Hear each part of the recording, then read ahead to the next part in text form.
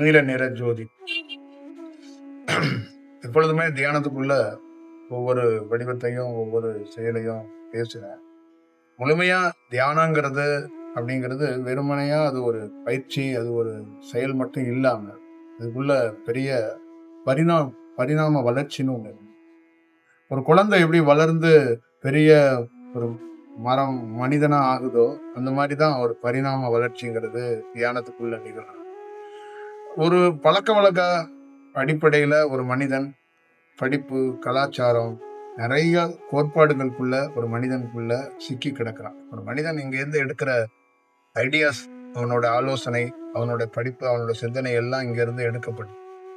அப்ப அதுல இருந்து ஒரு தியானங்கிறது என்னன்னா, அவன் வேற ஒரு வடிவத்துக்கு முற்றிலும் ஒரு எக்ஸ்பீரியன்ஸா மாறி போறதுக்கு நிறைய வாய்ப்பு இருக்கு. அதுக்கு உதாரணம், என்னோட வாழ்க்கைக்குள்ள இந்த உருவ வழிபாட்டுக்குள்ள எவ்வளவோ வழிபாட்டுகளுக்குள்ள நம்ம போயிருக்கிறோம். நீங்கள் உருவ வழிபாட்டுக்குள்ள உலகம் முழுக்க எல்லாருமே ஒவ்வொரு வழிபாட்டுக்குள்ளதான் நிறைய பேர் இருக்கிறாங்க. ஒரு 10%, 15% மக்கள் தான் தியானத்துக்குள்ள இருக்கிறாங்க.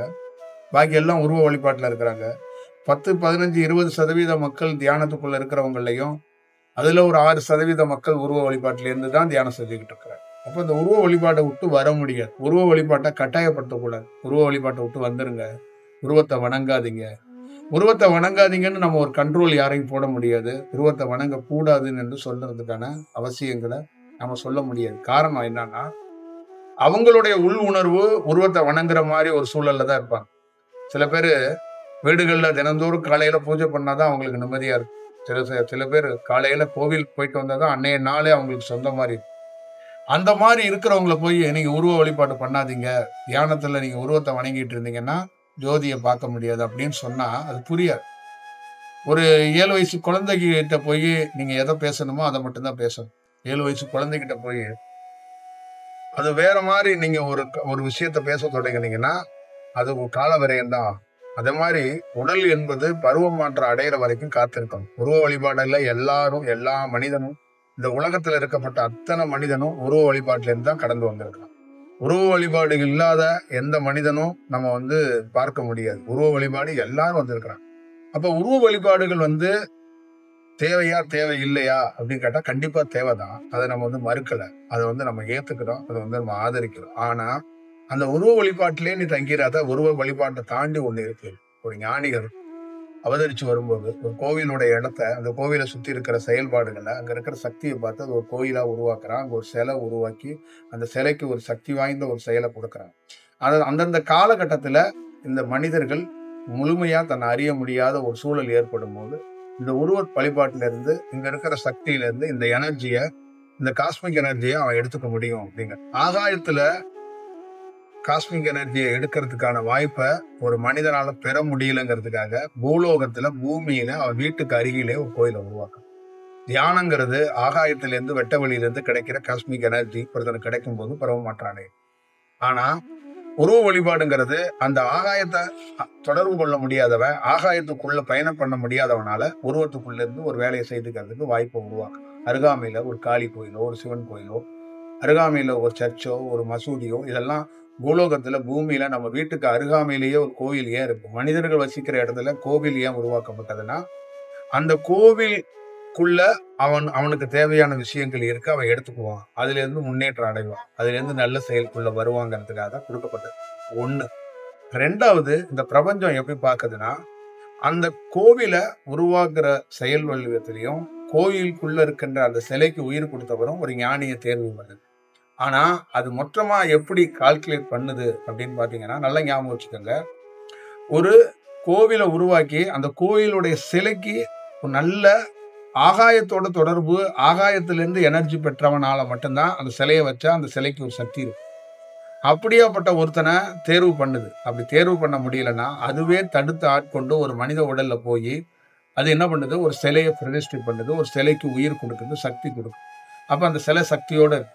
அப்ப அங்க இருக்கிற மக்கள்கள் லட்சக்கணக்கான பேர் இன்னைக்கு நீங்க தமிழ்நாட்டிலேயோ இந்தியாவிலேயோ பல நகரங்கள்ல பல நாடுகள்ல எல்லாரும் வழிபாட்டு முறைகள்ல இருக்கிறாங்க. அது எதற்காக தோற்றி வைக்கப்பட்டது அப்படின்னா, இந்த கால வரையறையில மனிதன் உருவ வழிபாட்டை மட்டும்தான் நேசிப்பான்.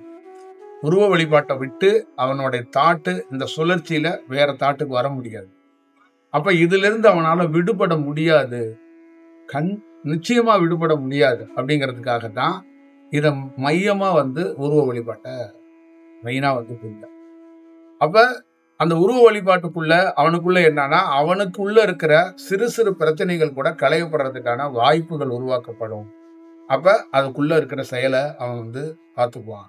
அதுக்குள்ள சில ஆன்மாக்கள் அந்த உருவ வழிபாட்டில் இருக்கிறவனே வளர்ச்சி அடையும். அந்த வளர்ச்சிங்கிறது தான் அனுபவம்னு சொல்றது. நீங்க முதல் கிளாஸ்ல இருந்து 12ஆம் வகுப்பு வரைக்கும் படிக்கிறீங்கல்ல, அந்த மாதிரி தியானத்துல ஒவ்வொரு நாளும், ஒவ்வொரு மணி நேரமும், ஒவ்வொரு மாதமும், ஒவ்வொரு வருடமும் ஒரு மனிதன் ஒரு வளர்ச்சியை சந்திக்கிறான். ஆனா அவனுக்கு தெரியல தியானத்துல நம்ம வளர்றோம். அந்த தியானத்துக்குள்ள எந்த ரூபத்திலேயோ ஒரு வளர்ச்சியை சந்திக்கிறதுக்கு வாய்ப்புகள் உருவாக்கப்படும். நான் சொல்லியிருக்கிறேன், நல்ல குருவோ கெட்ட குருவோ, ஆனா ஒரு தியானத்துல ஒருத்தர் வளர்ச்சி அடைவாங்கிறத சொல்லியிருக்கிறேன். ஒரு தென்னை மரத்தை நீங்க வைக்கிறீங்க, ஒரே ஒருத்தர் தண்ணி ஊற்றி அதை நல்லபடியா பராமரிச்சு அந்த தென்னை மரத்தையே நல்லா வளர்க்கறதுல முழு கவனத்தோட அதுக்கு முழுமையான ஒரு செயல் செய்யறாரு. திடீர்னு அவர் ஊருக்கு போக வேண்டிய ஒரு சூழல் வந்துச்சு. அப்ப என்ன பண்ணாரு, அவங்க அம்மா கிட்ட தென்னை மரத்தை பார்த்துக்க, அதுக்கு என்னென்ன வழிமுறைகள்லாம் செய்யணுமோ அதை கொடுத்துட்டு போனார். அந்த அம்மா என்ன பண்ணிச்சு, ஒரு நாள் உடம்பு சரியாம போயிடுச்சு. மருமகள்கிட்ட சொல்லிச்சு. மருமக ஒரு நாள் அர்ஜென்டா வேலைக்கு போயிட்டா, மகள்கிட்ட கொடுத்தா. மக ஒரு நாள் அர்ஜென்டா போயிட்டா, மகன்கிட்ட கொடுத்தா. மக ஒரு நாள் தாத்தாட்ட கொடுத்தா. இப்படி எல்லாரும் அந்த தென்னை மரத்தை அப்பா சொல்லிட்டாங்கன்னு அவங்கள்ட்டையும் அந்த வழிமுறைகளை, அப்பா சொல்லி கொடுத்த வழிமுறைகள் செய்யப்பட்டு. ஆனா அவர் ஊருக்கு போயிட்டு திரும்பி பார்க்கும்போது அந்த தென்னை மரம் சாவர கண்டிஷன்ல. ஏன்னா எல்லாருமே வழிமுறைகளை பின்படுத்தினாங்களே ஒழிய அதுக்குள்ள இருக்கிற செயல் வடிவத்தை அதை பக்குவப்படுத்தி எப்படி செய்யணும், அதை என்ன மாதிரி கையாளணும் அப்படிங்கிறத செய்யல. வழிமுறையை செஞ்சாங்க. வேருக்கு போட வேண்டிய மருந்தை தலையில போட்டாங்க, தலைக்கு போட வேண்டிய விஷயத்த வேருக்கு போட்டாங்க. அப்ப அளவுக்கு அதிகமா தண்ணி ஊத்துனாங்க, அளவுக்கு அதிகமா எருவு போட்டாங்க. ஆனா அவங்க ஃபாலோ பண்ண வேண்டிய முறைகள் எல்லாம் சிஸ்டத்துல இருக்கிற மாதிரி இருக்கு. ஆனா அதிகமா செஞ்சுட்டாங்க. சம்மந்தம் இல்லாம நேரம் தவறி செய்யறாங்க. இப்படி எல்லாம் அவங்க செய்யறதுனால அந்த தென்னை மரம் சாகர கண்டிஷனுக்கு ஆகும்போது மீண்டும் அவர் பதறி அடிச்சு போய் அதை சரி செய்யறதுக்கான வாய்ப்பை போராடி சரி செஞ்சு மீண்டும் கொண்டு வந்தார். இப்ப அதுதான் நம்ம பலமுறை சொல்றது. இப்ப தியானம் இருக்கு, உருவ வழிபாடு இருக்கு, ஆனா அத வழிமுறை சரியா இல்லை, அதை எடுத்துக்கிற விதம் சரியா இல்லை. அப்ப ஒவ்வொருத்தர்கிட்டையும் ஒவ்வொரு விதமா கையாளுற விதம் இருக்கு, ஒவ்வொரு செயல் இருக்கு. ஒரு தாய்க்கு ஒரு மகனை ஆசிரியரே இல்லாம ஒரு தாயே வீட்டிலேயே ஒரு நல்ல போதனையை கொடுத்துட முடியும். ஆனா சில தாய் அந்த போதனையை அவரால் கொடுக்க முடியல. தாயா இருக்கிறா, சோறாக்குறா, துணி துவைக்கிறா, ட்ரெஸ் அயன் பண்ணி கொடுக்குறா, குழந்தைய பள்ளிக்கு அனுப்புறா, இதெல்லாம் செய்யறா. ஆனா ஆசிரியரா அவளால அவங்க குழந்தைய வழி நடத்த முடியல, குருவா வழி நடத்த முடியல. அங்க அவன் மிஸ் ஆகுறான். அதே மாதிரிதான் ஒரு தகப்பன் எல்லாத்தையும் பார்த்துக்கிறான், ஆனா ஒரு ஆசிரியராவோ ஒரு குருவாவோ இருக்க முடியல. ஆனா ஒரு ஆசிரியரா இருக்கிறாரு, வீட்டுல தகப்பனா இருக்க முடியல. அது பிரச்சனை இருக்கு நிறைய இடத்துல. ஒரு டீச்சர் பள்ளிக்கு, அவ்வளவு பெரிய பள்ளிக்கு ஆசிரியரா இருக்கிறாங்க, ஆனா ஒரு வீட்டுல தாயா எப்படி இருக்கணும், சமைக்கணும், குழந்தைங்களை பார்த்துக்கணும், புருஷனை பார்த்துக்கணும், அந்த செயலுக்குள்ள நிறைய இடத்துல மிஸ்ஸிங் ஆகும். அப்ப எல்லாருமே எல்லாத்துக்கும் கிடைக்குது, அதை எல்லா இடத்துலையும் அவங்க அதை எப்படி கடைப்பிடிக்கிறாங்க, எப்படி நடைமுறைப்படுத்துறாங்கிறதுல சிக்கல் இருக்கு. அதுல மிஸ் ஆகி போயிடுறாங்க. அந்த நடைமுறைகள்ல அவங்க வேறுறாங்க. இப்ப கோயில் வழிபாட்டுக்குள்ளேயே கையில கொடுத்தோம் இந்த தென்னை மர கதை தான். அவ தென்னை மரத்தை இப்படி ஆயிடுச்சுன்னு அவன் தென்னை மரத்துக்காக அழுவுறதா, இந்த 7 பேர்த்துக்கிட்ட வழிமுறை கொடுத்துட்டு போனானே அவன் மேல அழுகிறதா? அம்மா கிட்ட கேட்டா மருமக மேல பழிய போடுறா, மருமகள்கிட்ட கேட்டா மக மேல பழிய போடுறா, மகள்கிட்ட கேட்டா மக மேல பழிய போடுறா, மகன்கிட்ட கேட்டா தாத்தா மேல பழிய போடுறா. அவன் யார நினைச்சு நொந்துக்கிறது? அப்ப அவன் எதை பத்தியும் கவலைப்படாம தென்னை மரங்கிறான். பக்கத்து வீட்டுக்காரன் என்ன சொல்றான், எதுக்குங்க இவ்வளவு பெரிய சண்டையை போடுறீங்க, அது ஒரு தென்னை மரம் தானே, அது பட்டு போச்சுன்னா தூக்கி போட்டு இன்னொரு தென்னை மரத்தை வச்சுக்கோங்கிறான். அப்ப அவன் தென்னை மரமா அதை பார்க்கல, அவனோட குருவா பார்க்கறான். அவர் குரு அந்த தென்னை மரத்தை கொடுத்துருக்கிறார். இந்த தென்னை மரம் வளர்றதை வச்சுதான் நீ உன்னோட வளர்ச்சி எப்படி இருக்குன்னு அவர் சொல்லியிருக்கிறார். இந்த தென்னை மரம் நல்லா வளர்ந்துச்சுன்னா நீயும் உன் வீடும் நல்லா இருப்பீங்கன்னு அவர் சொல்லியிருக்கிறார். இந்த ரகசியம் யாருக்கும் தெரியாது. அப்ப அவன் முழு கவனத்தையும் வீட்டு மேல வைக்கல, தென்னை மரத்து மேல வச்சுட்டான். இப்ப அந்த தென்னை மரத்தை அவனே இருந்து செப்பனிடணுங்கிறது தான் விஷயம். அதே மாதிரிதான் ஒவ்வொரு காலகட்டத்துக்குள்ளேயும் ஒவ்வொரு விஷயத்துக்குள்ளேயும் எல்லாரும் வழிமுறைய நீங்க பின்பற்றதை தாண்டி அந்த வழிமுறை முறையாக பின்பற்றப்படுதா, அதை கடைபிடிக்கப்படுதா அப்படிங்கிறது ரொம்ப முக்கியம். கடைபிடிக்கப்படாதனாலதான் நாம வளர்ச்சி அடையலைங்கிறத நல்லா தெளிவா புரிஞ்சுக்கணும். மாரியம்மன்ட்ட ஒரு சக்தி இருக்கு, காளிகிட்ட சக்தி இருக்கு, முருகன்ட்ட சக்தி இருக்கு, ஐயப்பன்ட்ட சக்தி இருக்கு, சிவன்ட்ட சக்தி இருக்கு, பெருமாள்கிட்ட சக்தி இருக்கு, கருத்தட்ட சக்தி இருக்கு, மாதாட்ட சக்தி இருக்கு, அல்லாட்ட சக்தி இருக்கு. ஆனா மக்கள்கிட்ட அந்த வளர்ச்சி வந்திருக்கா அப்படின்னா வரல. ஏன்னா கடைபிடிக்க வேண்டிய முறையான அந்த செயல்முறை அது கடைபிடிக்கப்படல. அப்ப ஏனோதானன்னு கடைபிடிக்கப்படுது. அப்ப ஒரு கோவில உருவாக்கி முறைப்படி சாந்தியமா எல்லா வேலையும் செஞ்சு அதை துல்லியமாக கொடுத்துட்டாங்க. ஆனா அதுக்குள்ள கடைபிடிக்க வேண்டிய முறைகளும் அந்த செயல் வடிவத்தையும் எழுத்து வடிவமாகவும் கொடுக்குறாங்க, பேச்சு வடிவமாகவும் கொடுக்குறாங்க. ஆனா அதை வழிபட போறவங்களால அதை உணர முடியும். இதுதான் பிரச்சனை. அப்ப கோவில் வழிபாட்டுக்குள்ளேயே அவங்களுக்கு ஈஸி மெத்தேடு, ரொம்ப ஈஸி. காலையில 8 மணிக்கு மீன் குழம்பு சாப்பிடலாம், 9 மணிக்கு தலையில தண்ணி ஊத்திட்டு கோயிலுக்குள்ள போய் சாமியை கும்பிடலாம். உங்களை யாரும் எதுவும் செய்ய மாட்டாங்க. ஆனா ஒரு குரு ரியாக்ட் பண்ணிடுவார். ஏண்டா வந்த, நீ தப்பு செஞ்சுட்டு வந்து என்கிட்ட வந்து நிக்கிற, ஓடிப்போ அப்படின்னு கூட அவர் குரு ரியாக்ட் பண்ணிடுவார். ஆனா கோயில் ரியாக்ட் பண்ணாது. கோயில் உங்களை ஏத்துக்கும். ஆனா அந்த கோவில் ஏத்துக்கிற கோவில்கிட்ட எப்படி வழிமுறையா நீங்க வந்து ஈஸி அதுகிட்ட நீங்க எப்படி கையாளணும், அதுகிட்ட இருந்து எதை பெறணுங்கிறத உங்களால கடைபிடிக்கணும். நீங்க ஒரு விஷயத்த செய்ய மாட்டீங்க. அப்ப உங்க ஸ்டைலுக்கே விட்டுறலாம். நீங்க இவ்வளவு பேர் இருக்கீங்கல்ல, 10 லட்சம் பேர் ஃபாலோ பண்றீங்கல்ல, முருகனோட பக்தர், தீவிர பக்தர், 6 படை முருகனையும் அப்படியே உருகி உருகி கும்பிடுறீங்க, கிருஷ்ணனை உருகி உருகி கும்பிடுறீங்க. ஆனா அது முறையா பின்பற்றுறீங்களா அப்படின்னா இல்லை. முறையா பின்பற்றி இருந்தீங்கன்னா உங்க வளர்ச்சி தானா நடக்கும். அப்ப நீங்க உருவத்தை நீங்க வழிபடுறதுல எந்த இறைவனே தோற்று வைத்திருக்கிறான் உருவத்தை. ஆனா அவன் என்ன சொல்றான்னா அது பின்பற்ற முறைகள்ல மக்கள் கோட்டை விட்டாங்க, தவறு செஞ்சிடறாங்க. உடனே என்கிட்ட கேட்கலாம், சுவாமி அதை எப்படி பின்பற்றணும்? இப்ப நான் என்னத்தை உங்களுக்கு சொல்லி கொடுத்தாலும் அதை அப்படியே பின்பற்ற மாட்டீங்க. நல்லா ஞாபகம் வச்சுக்க, அப்படியெல்லாம் பண்ண மாட்டேன். அதுக்குள்ளேயும் நீங்க ஒரு சைடு எஃபெக்டுகளை போட்டு உங்களுடைய ஆலோசனையை போட்டு அதை மாற்றி விடுவீங்க, அதோட விஷயத்த பண்ணிடுவீங்க. 2 பூ எடுத்துட்டு போனா, பச்சை கலர்ல ஒரு பூ, வெள்ளை கலர்ல ஒரு பூ எடுத்துட்டு போனா, இன்னைக்கு பச்சை பூ கிடைக்கல, அதனால பரவாயில்ல வெள்ளை பூவே வச்சிடுறேன் அப்படின்பீங்க. அப்ப வெள்ளை பூவே 2 பூ வேணும் அப்படின்னு சொல்லியிருந்தேன்னா, வெள்ளை பூவுக்காக கோயிலுக்கு போற அந்த டைம் சொன்ன மாதிரிங்க 8 மணி, அதவே விட்டுருவீங்க. இப்ப இவ்வளவு குழப்பம் இருக்கு. இப்ப தியானம் கொடுக்குறோம், 4 மணிக்கு எந்திரிக்கணும்னா 4 மணிக்கு முடியல, 6 மணிக்கு பண்ணலாமா? அப்ப 7 மணிக்கு பண்ணலாமா? அப்ப 8 மணிக்கு பண்ணலாமா? நீ பண்ணலாம். விதிமுறைகளை நீ மீறும் போது அதுக்கேற்றது போலதான் உனக்கான செயல் வடிவம் கிடைக்கும். எப்ப எதற்காக விதிமுறை அமைக்கப்படுது? என்ன சட்டமா? அது சட்டம் கிடையாது. அந்தந்த நேரத்துல ஏன் தியானம் பண்ணணும், அந்தந்த நேரத்துல ஏன் கோவிலுக்கு போகணும், அதை எப்படி வழிபடணுங்கிறத ஏன் கொடுக்குறாங்கன்னா அதை அப்பதான் பயன்படுத்த முடியும். அது அப்பதான் உள்ள வந்து சக்தியா வந்து உனக்குள்ள வளரும். இதுதான் செயல், அதுதான் விஷயம். இதை நீ வந்து உணர்ந்துக்கணும். பிரம்ம முகூர்த்தத்துல 3:15 6:15 தான் ஒரு கோவில வணங்குறதுக்கான நேரம். சூரியன் பிரகாசமா மேல நிலம்பி வந்துட்டானா அதுக்கப்புறம் நீ வணங்குற நேரம் இல்லை. தமிழ்நாட்டுல சூரியன் வந்ததுக்கு அப்புறம் தான் நிறைய கோவிலே திறக்கப்படும். இந்த விதிமுறைகள் தெரியல. 3:15 6:15 ஒரு மனிதன் தன்னுடைய கடமைகளை அனைத்தையும் கோயில் வழிபாடுகள்ல எல்லாத்தையும் முடிச்சுட்டானா அன்னைய நாள் அவனுக்கு சொந்தமான நாள். அப்ப அவனுக்கு தேவையான அங்க என்ன கிடைக்குதுன்னா பக்தி, துண்ணூறு, குங்குமம், பொங்கல், இதெல்லாம் இல்லை, எனர்ஜி கிடைக்கும். அப்ப அந்த எனர்ஜியை வச்சு என்ன பண்றான், அன்னைக்கு நாள் சைக்கிள் மிதிக்கலாம், வண்டி ஓட்டலாம், கம்பெனில வேலை செய்யலாம், 10 பேர்த்த வேலை வாங்கலாம். அப்ப அந்த எனர்ஜி லாஸ் ஆகிறத இந்த எனர்ஜி போய் பேலன்ஸ் பண்ணுது. இந்த எனர்ஜி போய் அவனை டிராப் விடாம அந்த உடலை வந்து சீரா வச்சு பலப்படுத்தி அந்த இதயத்தை பலப்படுத்தி ஒரு நல்ல வேலைகளை உருவாக்கிங்க. இதுதான் கோவில்.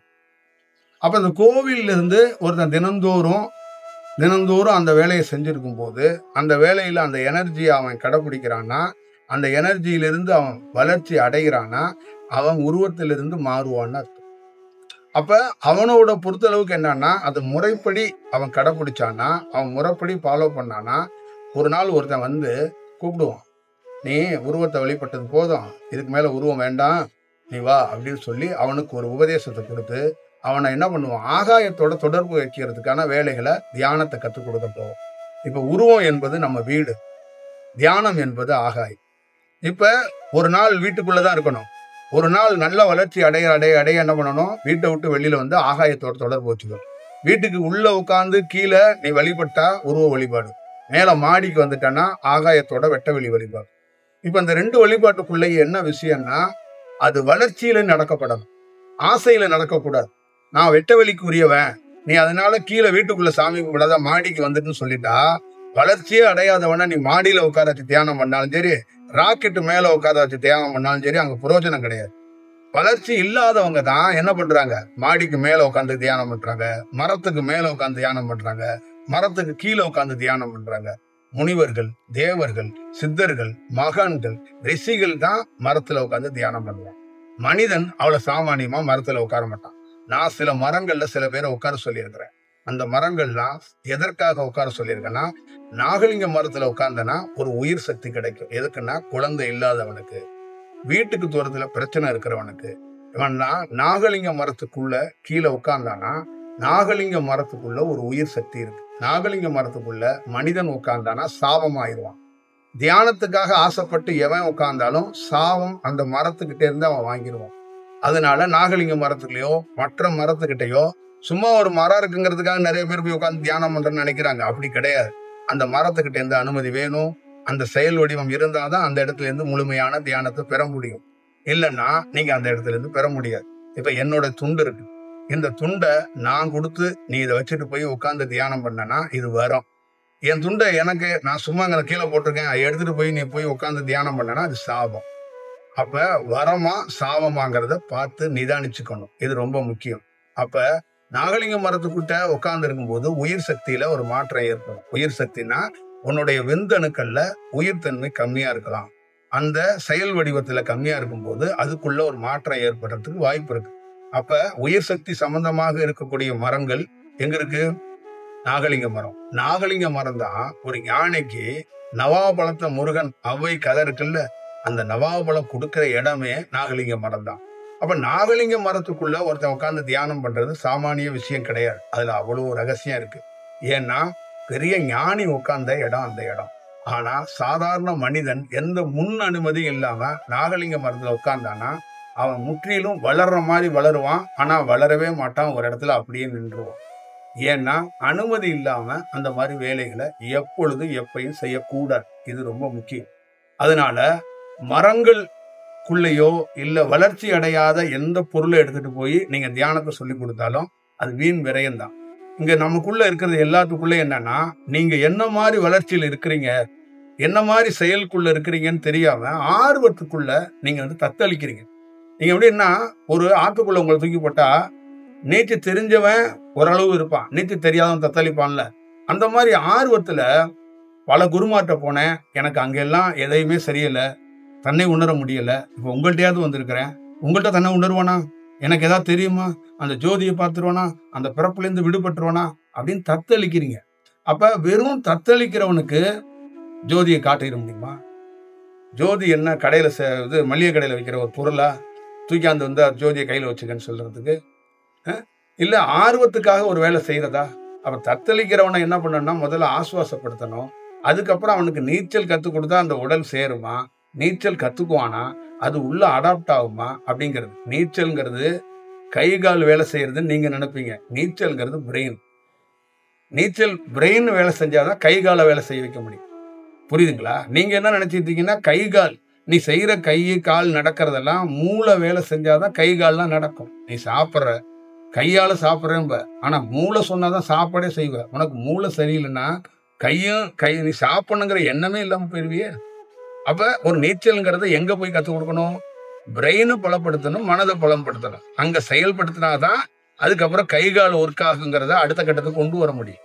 அப்ப கவனம் இருந்தாதான் ஒரு மனிதன் முன்னேற முடியும். அப்ப கவனம் எங்க எவனுக்கு வரும், எவனை கவனமா உருவாக்கலாம் அப்படின்னு பார்த்து அவனை கூட்டிட்டு வர்றதுதான் தியானத்துல பெரிய மாற்றத்தை உருவாக்க முடியும். அப்ப தியானத்துக்கு ரொம்ப முக்கியமானது என்னன்னா, அவனை கவனமா எடுத்துட்டு வரணும்.